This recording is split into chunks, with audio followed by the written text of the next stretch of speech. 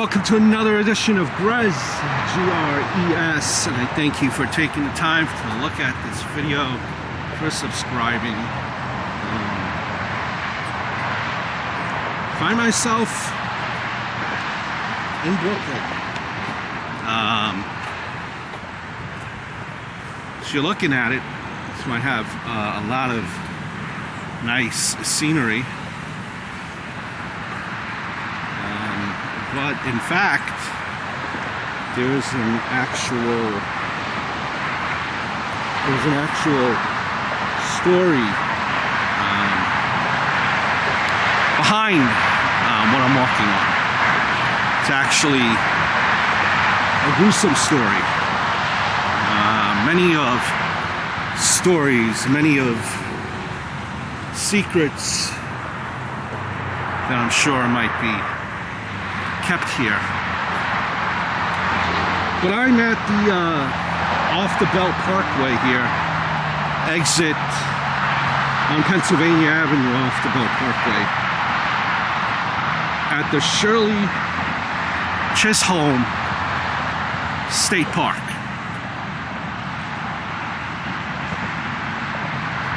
It's bound by Belt Parkway.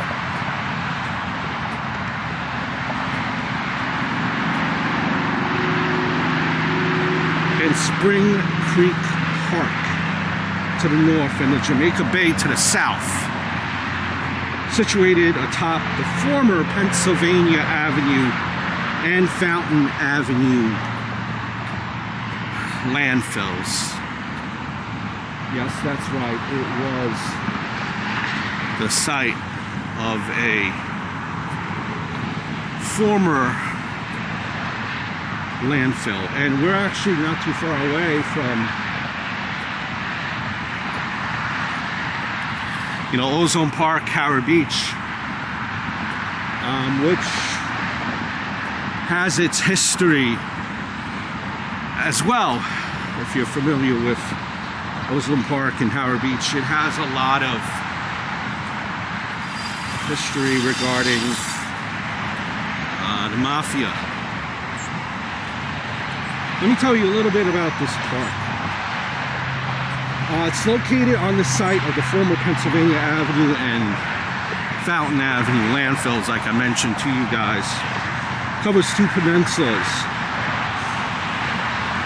At 407 acres, the park is the largest state park in New York City. In addition, it is the third largest park in Brooklyn, behind Marine Park and Prospect Park. The highest point of this park is on Fountain Avenue landfill at 140 feet above sea level. 140 feet above sea level. Imagine all that garbage at 140 feet above sea level. Now let me just tell you some of the stories and why this is a tale of two places could be considered very much a horror story as well. Also used Fountain Avenue dump for what they would call murderous means. Roy DeMeo silenced over 100 voices, supposedly, using the same procedure. DeMeo would lure the victim to a side room in the Gemini Lounge, which DeMeo owned,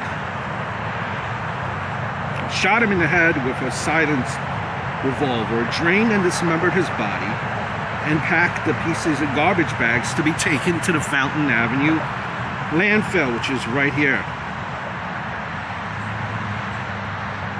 With so much trash ending up in a dump and so many bits scattered, the FBI found it too costly to mount an investigation. Landfill was closed in 1985. So this park was built or came into existence not too long ago, a couple of years ago, maybe 2 years ago. So imagine how long this just stood there. Landfill closed in '85, nearly 3 years after DeMayo's associates stashed his corpse in a car trunk in Sheepshead Bay, possibly for using the Gemini method too frequently. He's killed, there's the outcry. But when an organized crime figure is killed, there is not that much outcry. There's not that much interest that the other detectives place. And I viewed this as a tremendous weakness. And I always went to my boss, and sometimes I had to get down on my hands and knees and beg him, is to let me look into the homicide. Now, Roy DeMayo began to get a taste for this way of killing. Roy DeMayo was probably one of the most vicious, uncaring lowlifes that I ever came across. Dismemberment was rarely used by the mafia, but for DeMayo, it now became his signature. He had no respect for human life. He had no respect for anybody except himself. If you looked up the word evil in the dictionary, his picture would be there.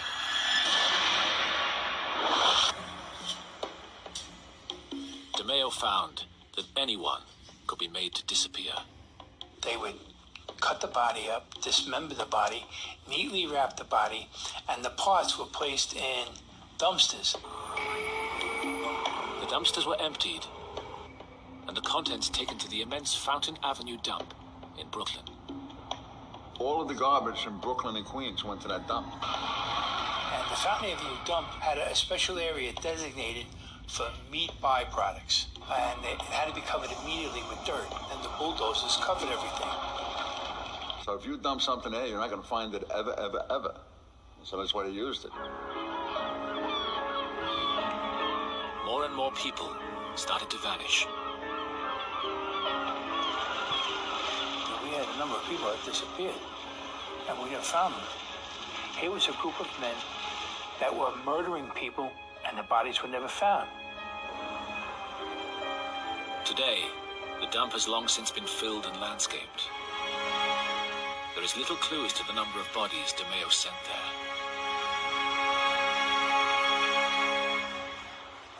The FBI had been investigating the large number of DeMayo associates who had failed to return from the club, and there might have been fears among the associates that DeMayo would turn state's evidence. So eventually, it took some time to develop the landfills to a natural state. Unfortunately, there was a recent crime here too, when they were trying to modernize and bring Spring Creek, which is across the way, start building during that time, and they're trying to make something out of both sides here of the Beltway, as you can see. Definitely, in the early mornings of February 25th, 2006, the body of a 24-year-old, Matt St. Gouline, was found on Fountain Avenue. The police have been notified of its presence by identified caller.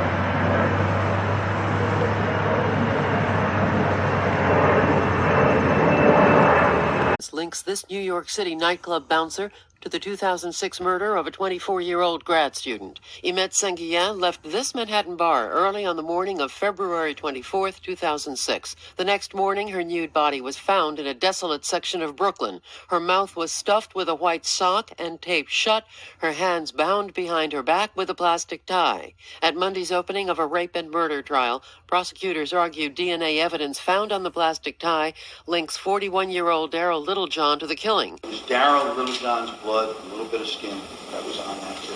They say he escorted Senguien out of the bar, and they say his cell phone was used in the area near where the body was dumped the day after the killing. Little John's lawyer says her client was framed.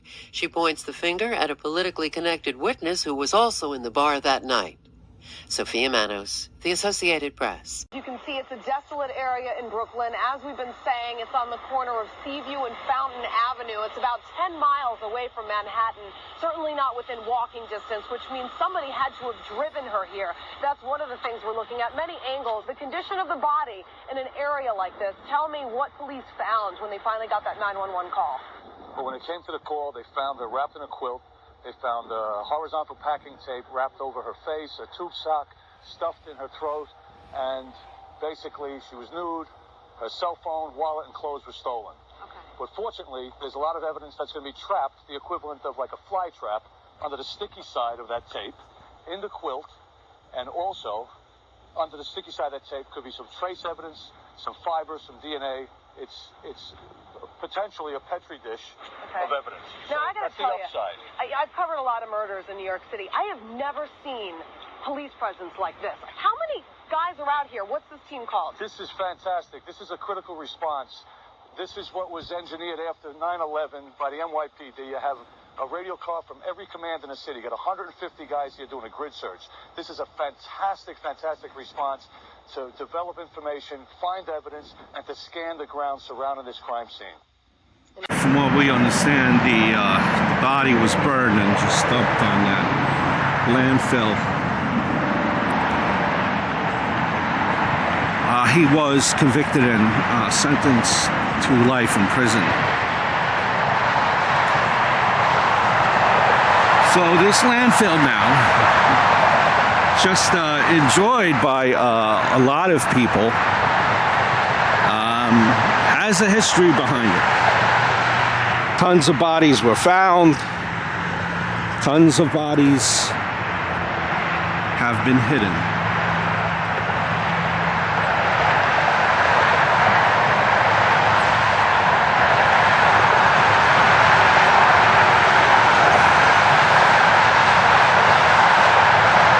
As you're looking at, again, the Bell Parkway, this way is coming from, New Jersey, Staten Island, Brooklyn. It's going to lead you all the way into Long Island, and this way you're going from Long Island to Queens to Brooklyn to Staten Island to Jersey. I hope all is well, guys. The Fountain Avenue landfill.